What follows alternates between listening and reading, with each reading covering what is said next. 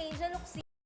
Ang buong detalye, alamin sa ating showbiz reporter na si Attorney Tonton. Attorney, chat-chahin mo, baby! Hindi kaila kay Jenalyn Mercado ang hindi pagkakaunawaan ng kanyang manager na si Becky Aguila at ng kasama niya sa kuwadra nito na si Angel Locsin. Ngunit kung si Angel daw ay may balak na umalis sa poder ng kanilang manager, hindi naman daw pumasok sa isip niya ang nasabing bagay. Si Tita Becky para ko ng pangalawang nanay. Nag-aasikaso ng lahat, kung may problema ako, ganyan. Tagapagtanggol, lahat.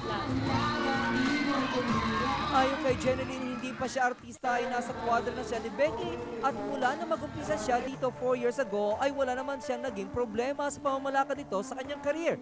Kaya't malaki raw ang pasasalamat niya dito.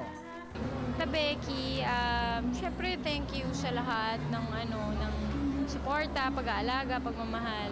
Saka yun, lagi ako nandito para sa kanya kahit anong mangyari. Maging sa kanyang mga kinagis ng magulang ay lubos din ang pasasalamat ni Jenalyn dahil sa pag-aalaga nito sa kanya. Anya, malaki ang utang na loob niya sa mga ito kahit na hindi ito ang kanyang tunay na mga magulang. Siyempre, nandito lang ako lagi. Tapos, yun, magpalakas siya, magpagaling. Tsaka, mahal na mahal ko din siya, siyempre.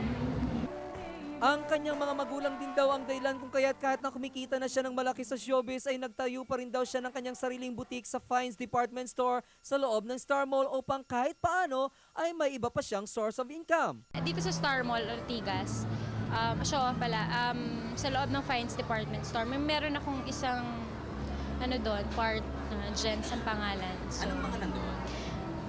Mga blouses, tops, mga skirts. Ngunit aminado rin si Jenalyn na hindi ganong kadalas kumagkita sila ng kanyang kinikilalang tatay dahil nasa Las Piñas daw ito samantalang siya ay nasa Quezon City.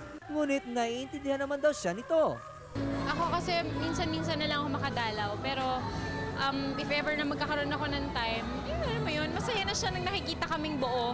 Tapos yung gusto niya, makukuha niya na. Kasi matanda na eh. Pero syempre, iba eh. Kasi yung feeling na wala ka ng paa, tapos paralyzed ka pa. So parang malungkot na yung buhay niya. Ito po si Attorney Tonton ng inyong kaliga sa mundo ng showbiz.